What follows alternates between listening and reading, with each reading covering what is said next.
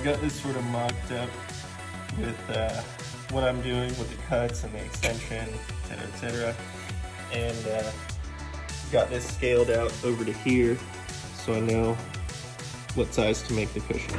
All right, so I didn't show any of this, but from this cardboard template, I made a thin ply, it's probably particle board to be honest, but it'll work, to act as the sort of support for mounting the pad to the Sissy bar. And what I've done is use this from the stock one, which I modified, and there were these little guys down here. I extracted those, and this is the receiving end of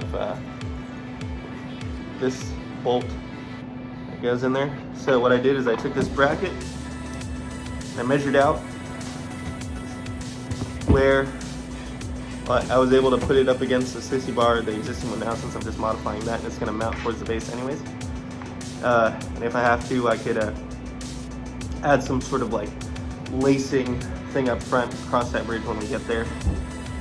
But I use this as a template to line up these holes so I can use these with this and this.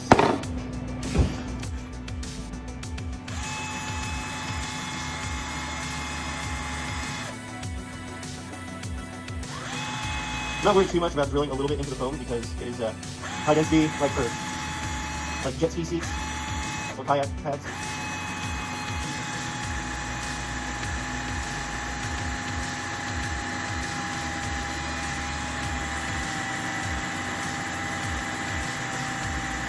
I'm not gonna want to go all the way through though, so it seems like I feel great. So you guys have a little relief.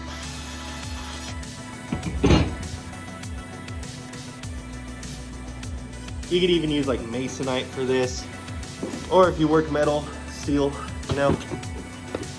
But if you can work metal, you can probably do full fabrication of a Sissy bar, seat pan, all that stuff. Again, this is just me using stuff that I have around the studio in the spirit of kludging, so to speak. Alright, so that was the biggest bit that I had. Hopefully this press board is forgiving. Bet you the mallet would work.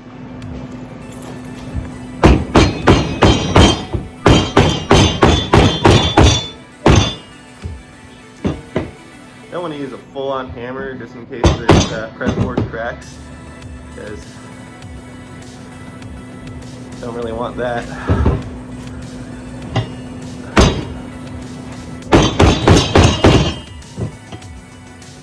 At least until I get it all the way through, and then I might pry those open. Actually, you know what? Yeah, I'm gonna finish this off with a hammer. So you guys at home may not have a mini anvil here. Mine has a hole in the top that just so happens to, fortunately, let's see, be the size that I need it to be. Now, if this was a thicker piece of something, I'm sure I could counter anything, route it, and all that shit. But it is what it is. And it looks like it's going to be able to get the job done.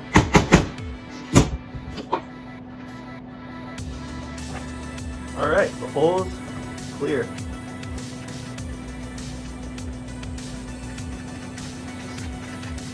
Sweet. Alright, so I'm gonna press these little guys down. I pressed one of them down, but as you can see, they kind of crimp, hold themselves in place. Good enough for me.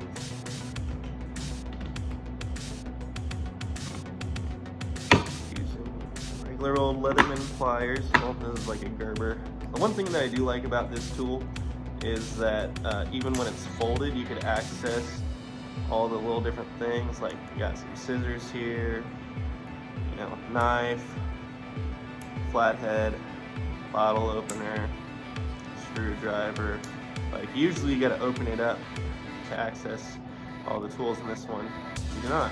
You only have to open it up for the pliers.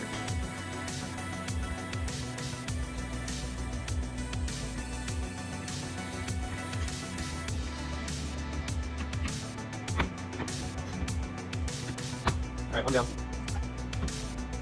Alright, both of them. Finish it up with the hammer.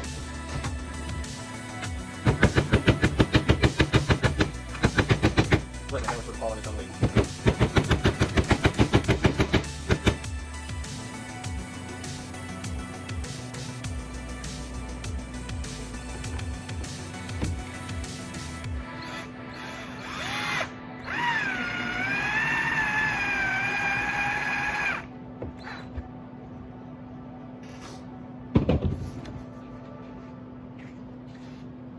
And then I'm going to take those out after I'm done.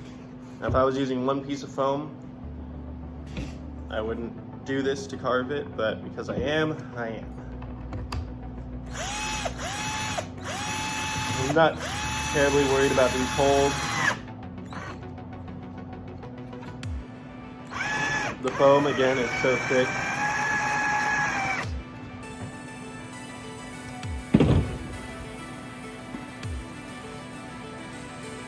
And it'll basically be self-healing.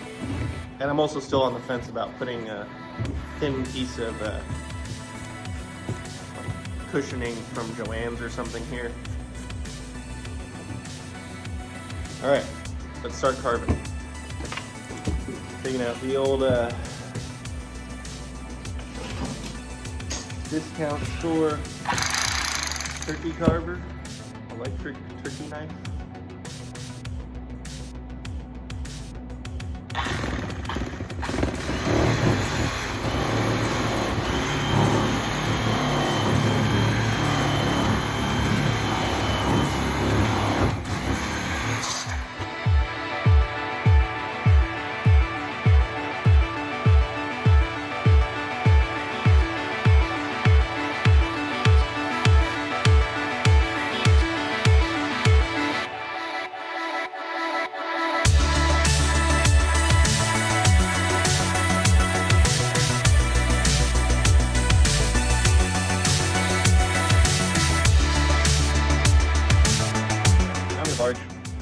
Just a little bit.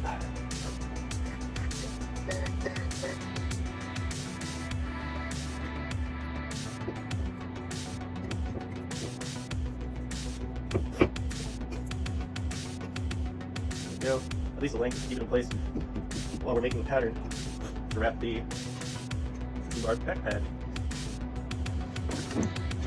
Now I probably should have done a test first to see if this glue would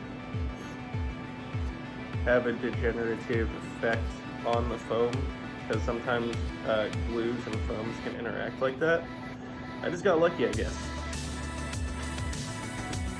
Nice thin layer on each side. Let's line up the tippy top, work our way down from there. Make sure to dust off a good amount of it.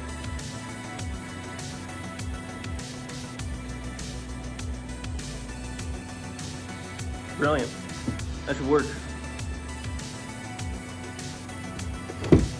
And just gonna let this sit overnight with the anvil as a weight, holding it down, and we'll come back to it.